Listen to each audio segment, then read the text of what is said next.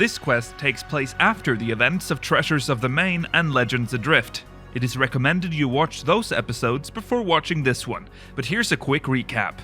On your way to Limsa Lominsa, your ship is attacked by a sea serpent. When arriving in Limsa, however, no one seems to recall the attack. You encounter a man named Stallman, Commodore of the Barracudas, during your visit to the Coral Tower, who is planning an expedition to a mysterious island that has recently appeared out of nowhere called Seal Rock. You also meet a man named Emerick. While visiting the Fisherman's Guild, you meet a fisher named Sisyphu, whom you escort to Oshan's Torch due to the dangerous Sahagin roaming the area. You overhear a conversation between Emerick and a mysterious gentleman seemingly in cahoots with the Sahagin. The air vibrates a lot, and every time, this cat lady seems to appear. There's talk of a relic hidden at Melvan's Gate that serves as some sort of key to the treasures of Sealed Rock. The Sanguine Sirens attack the customs house looking for Emerick but are unsuccessful. You learn that the artifact is a stone tablet covered with runes of a language far older than any found in Melvan's Gate's archives. The Barracudas arrive, the Sanguine Sirens leave, and Badron tells you that Emerick is being held prisoner on a big ship anchored offshore. And that's where we're picking back up on Chronicles of a Realm, Never the Twain Shall Meet.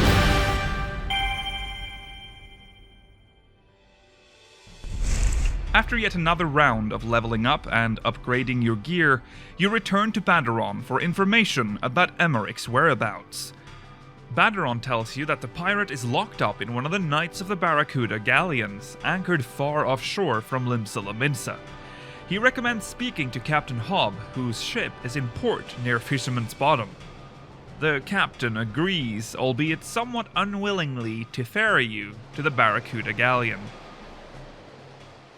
Hobb ties his ship to the galleon, and you both climb aboard. Just as Hobb climbs the stairs to the main deck, the air vibrates. Hobb spots something in the distance.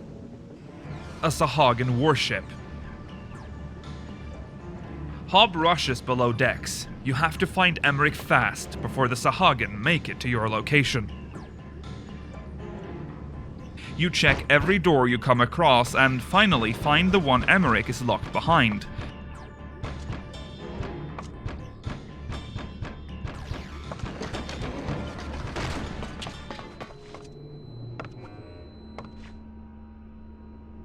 As you turn around to make your way out, you realize you're not the only one looking for Emerick.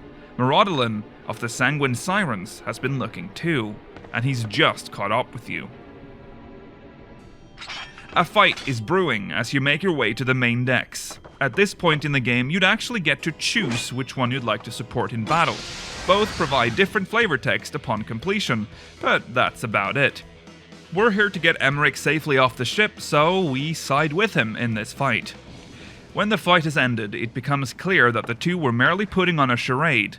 But before you have any time to process this, Y'shtola rushes towards you. She asks Emerick about the whereabouts of the key, but he claims the key has been thrown overboard. She warns that the Sahagin are not the only ones in search of the key to Seal Rock. There's also the Shadow Eaters, the Asians. Your conversation is cut short as the Sahagin launch their attack on the galleon.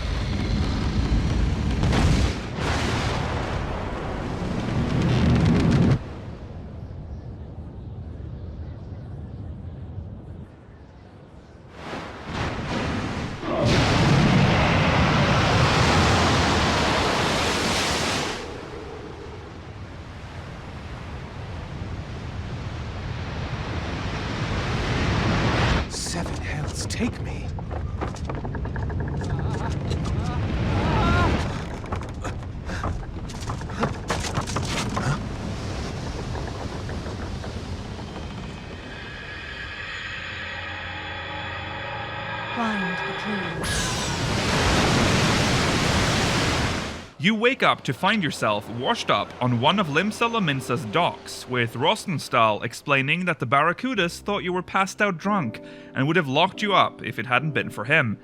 Hob was not so lucky and has been locked up in the Coral Tower. You return to Baderon and tell him about what's gone down. Baderon tells you that you should consider helping Hob out of the Coral Tower after all the kindness he had showed you, but that you should probably try to find out more about what Y'shtola's mysterious request means before returning to the Barracudas. Baderon thinks he knows where you should go to learn more about this key, near God's Grip. You leave Limsa Lominsa and head towards God's Grip. Once there, you meet none other than Sisyphu fishing, as usual.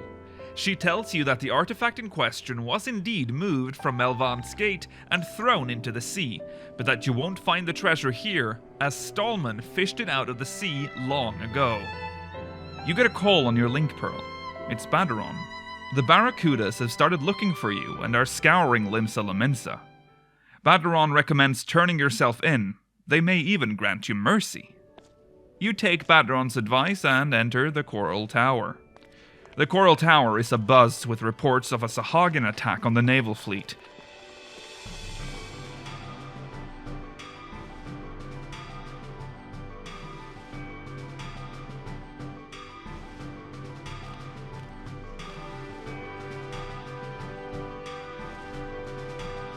You encounter Hob, who's, well, at least glad you showed up at all.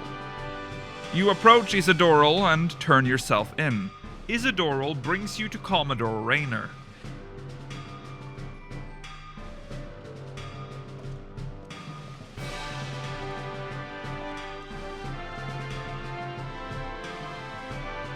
You tell him the tale of the ship being attacked by the sea serpent. But then the air vibrates. Commodore Stallman enters the room.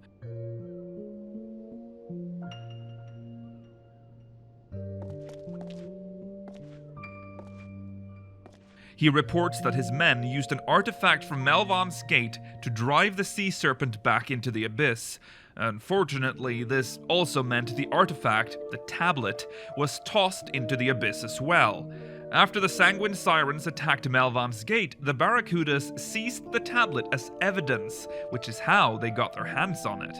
Stallman then proceeds to inform Rayner that they plan to arrest Y'shtola for espionage. Rayner is confused and tries to tell Stallman that the Admiral himself said that they owed her a great debt of gratitude, before being cut off by Stallman, telling him that he heard nothing from the Admiral.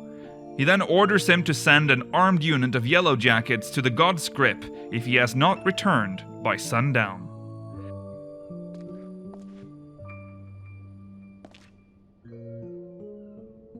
The air vibrates once more, and Rayner returns his attention to you. He finds your story disquieting and finds no real evidence with which to convict you. You are released. You must make your way to God's Grip, post-haste. When you arrive at God's Grip, Stallman is nowhere to be found. Instead, you encounter a man fishing near the cliffside of the Grip. He explains that the name Stallman has not been used in years. He says he's often found fishing in this area, but that's about the only real information you get from him. A sharp air vibration is felt. Y'shtola appears behind you with an ominous warning. Stallman's voice rings out across God's Grip. Y'shtola tells Stallman that he should hand over the treasure of Swallowtail Rome, as it's not safe for him to carry it. Stallman, however, claims the relic can save the lives of all who call this realm their home. He then implies that the Admiral has been murdered.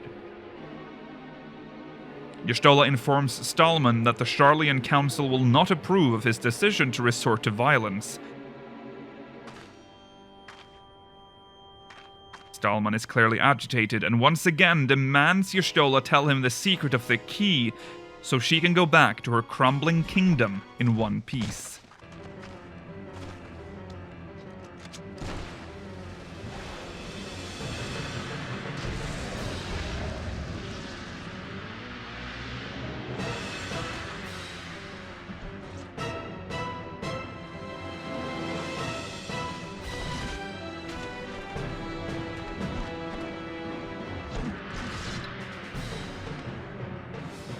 Then suddenly, the relic starts to emit a bright light. And here's the most absurd moment possibly in the entirety of the storyline.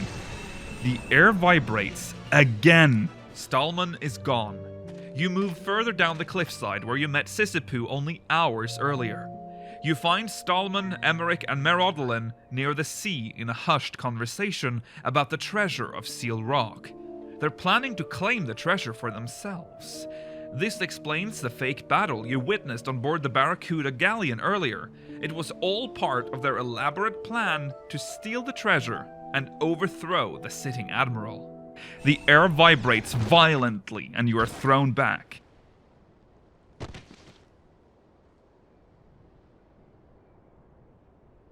Your Stola notice that you too experience the same vision, but again, before you have any time to gather your thoughts, it happens.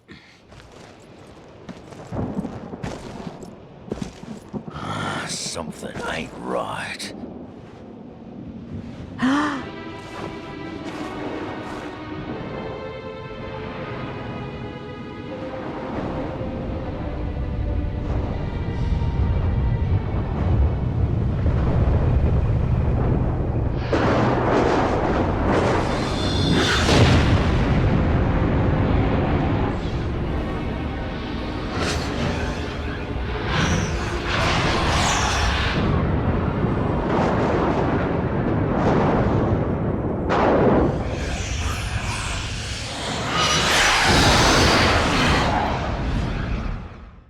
Right after the vision of the star shower dissipates, someone appears behind Stallman.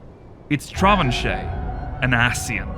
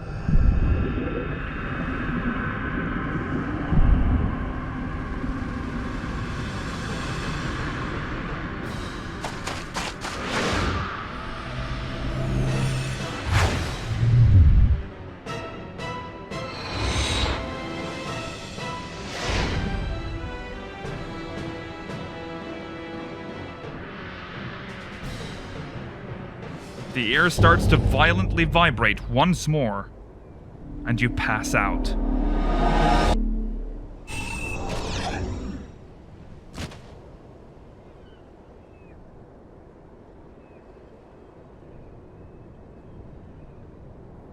Blackburn's voice can be heard. He claims you can hear the echo as well. You are carried to the mizzenmast inn, where Badron has been waiting for you to wake up.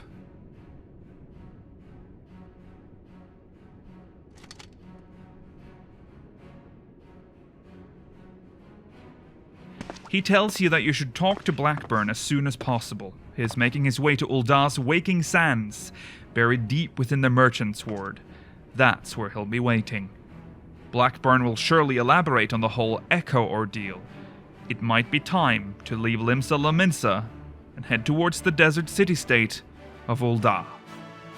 But that's a story for another time.